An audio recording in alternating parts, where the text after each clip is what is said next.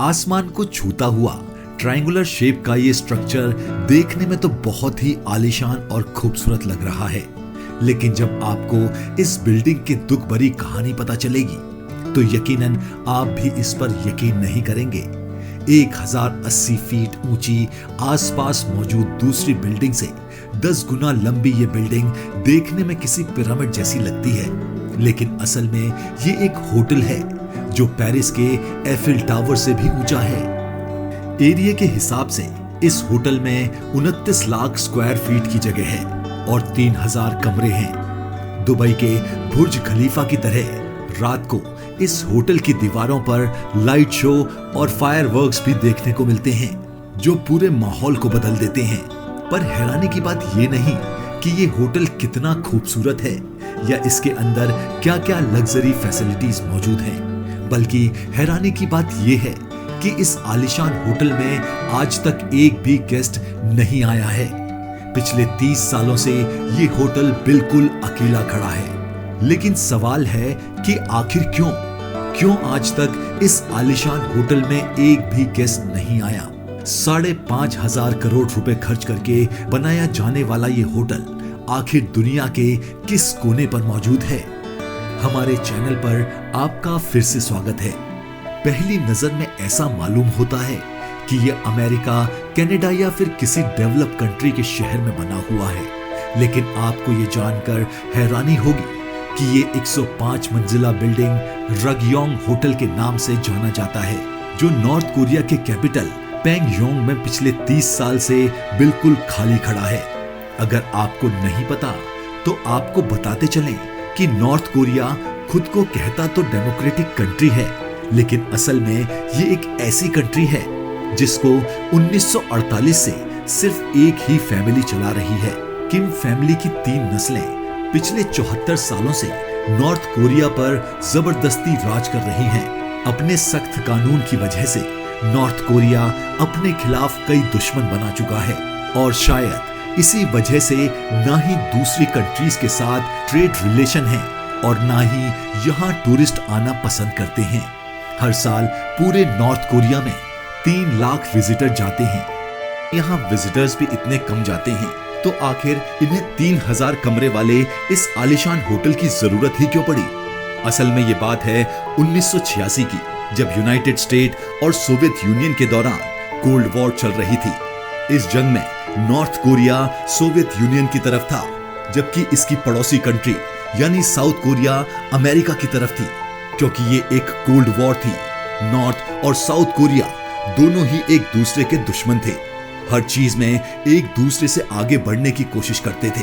1986 में south Korea firm ने Singapore में दुनिया का सबसे ऊंचा होटल बनाया था, जो आज स्टैमफोर्ड होटल के नाम से जाना जाता है। इसके अलावा साउथ कोरिया में 1988 में ओलंपिक होस्ट करने की तैयारी भी जोर शोर से चल रही थी। साउथ कोरिया का पूरी दुनिया में बोलबाला था, लेकिन ये बात नॉर्थ कोरिया को किसी भी सूरत में हजम नहीं हो रही थी। नॉर्थ कोरिया ने टशन में आके अपने पास भी एक फेस्टिवल कराने का फैसला किया, जो कि असल में ओलंपिक का कॉपीड वर्जन था। ये फेस्टिवल 1979 में करवाया जाना था और इसमें आने वाले 22,000 पार्टिसिपेंट्स के लिए न सिर्फ पैंगोंग का एयरपोर्ट एक्सटेंड किया गया, बल्कि 1.5 लाख लोगों के लिए एक ब्रांड न्यू स्टेडियम और 3000 कमरों का होटल भी बनाने का फैसला किया। ये होटल 105 स्टोरी ऊंचा होने वाला था, जो साउथ कोरिया के बनाए गए स्टैमफोर्ड होटल से वर्ल्ड रिकॉर्ड भी छीनने वाला था। टशन में आके नॉर्थ कोरिया ने इतनी बड़ी बड़ी बातें तो कर दी थी, लेकिन उतना ऊंचा होटल बनाने का ख्वाब उनके गले में आ चुका था।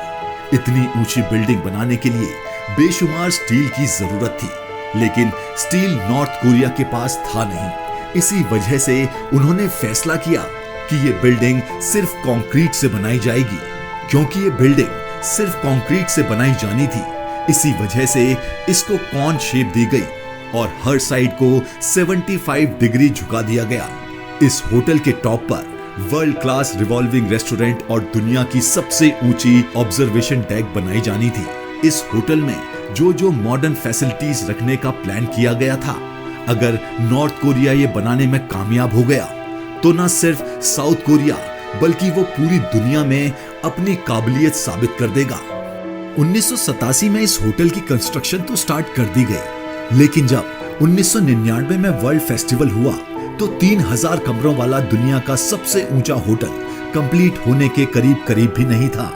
इज्जत बचाने के लिए नॉर्थ कोरिया ने ऐलान किया कि टेक्निकल प्रॉब्लम की वजह से कंस्ट्रक्शन स्लो हो रही है, लेकिन नॉर्थ कोरिया ने हार नहीं मानी और होटल ओपनिंग की एक नई डेट अनाउंस कर दी। अब होटल की नई ओपनिंग डेट नॉर्थ कोरिया के सुप्रीम लीडर किम इल सुंग की 88th बर्थडे सेलिब्रेशन पे रखी गई और वो थी 1992 में। कंस्ट्रक्शन का काम एक बार फिर से जोरों शोर से स्टार्ट कर दिया गया, लेकिन किस्मत किसी भी तरह से नॉर्थ कोरिया का साथ नहीं दे रही थी। 1991 में सोवियत यूनियन टूट गया और नॉर्थ कोरिया की इकोनॉमी बुरी तरह से क्रैश हो गई। अब ना ही इनके पास किसी की सपोर्ट बची थी और ना ही इनके पास इतने पैसे थे कि वो इस बिल्डिंग की कंस्ट्रक्शन कंप्लीट कर सके, लिहाजा स्ट्रक्चर को अधूरा ही छोड़ना पड़ गया। होटल की लॉन्चिंग का जो वादा किया गया था वो अब दूसरी बार भी टूट गया था और दुनिया भर में नॉर्थ कोरिया का मजाक बनाया जाने लगा। अगले 16 सालों तक ये स्ट्रक्चर ऐसे ही खड़ा रहा, जो नॉर्थ कोरिया कैपिटल का व्यू अच्छा करने के बजाय उसको खराब कर रहा था, क्योंकि ना ही इसमें पेंट किया गया था और ना ही विंडो पैनल्स लगाए गए थे।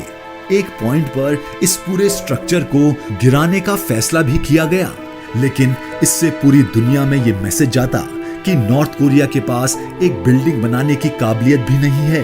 तो इसी वजह से इसके पास इस स्ट्रक्चर को ऐसे ही छोड़ने के बजाय कोई ऑप्शन नहीं था। कई सालों के बाद 2008 में एक इजिप्टियन कंस्ट्रक्शन कंपनी के साथ डील की गई, जिसमें वो अपने पैसों से होटल को कंप्लीट भी करेंगे और उसको चलाएंगे भी। एक बार फिर से होटल की ओपनिंग सुप्रीम लीडर की 100वें बर्थडे के मौके पर 2012 में रखी गई। इजिप्शियन कंपनी ने सबसे पहले होटल पर खूबसूरत विंडो पैनल्स लगाए ताकि ये कैपिटल सिटी की खूबसूरती खराब ना करे। लेकिन जब होटल के इंटीरियर डेकोरेशन का टाइम आया तो एक और मुसीबत आ खड़ी हुई। 2011 में नए लीडर किम जोंग उन ने नॉर्थ कोरिया का कंट्रोल संभाल लिया था और उन्होंने आते साथ ही कुछ ऐसे फैसले किए जिसकी वजह से अमेरिका ने नॉर्थ कोरिया में लग्जरी आइटम इंपोर्ट करने की पाबंदी लगा दी थी। होटल के इंटीरियर जिसमें लगने ही वाले लग्जरी आइटम्स थे, वो अब नॉर्थ कोरिया इंपोर्ट नहीं कर पा रहा था। होटल की नई ओपनिंग डेट पर लॉन्च तो दूर की बात थी, ये अंदर से देखने लायक भी नहीं था और एक बार फिर से नॉर्थ कोरिया बुरी तरह से फेल हो चुका था। कई साल पहले जिद पे आकर दुनिया का सबसे ऊंचा होटल बनाने का जो हवाई फायर नॉर्थ कोरिया ने किया था, वो अब इनके गले पड़ गया है। दुनिया का सबसे ऊंचा होटल तो दूर की बात है, अब इस होटल को एक नए वर्ल्ड रिकॉर्ड से नवाजा गया है।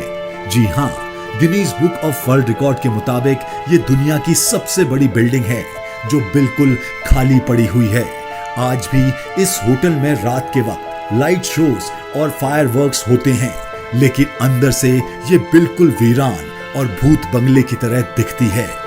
अगर आपको हमारा वीडियो पसंद आया हो तो प्लीज लाइक और सब्सक्राइब जरूर करें।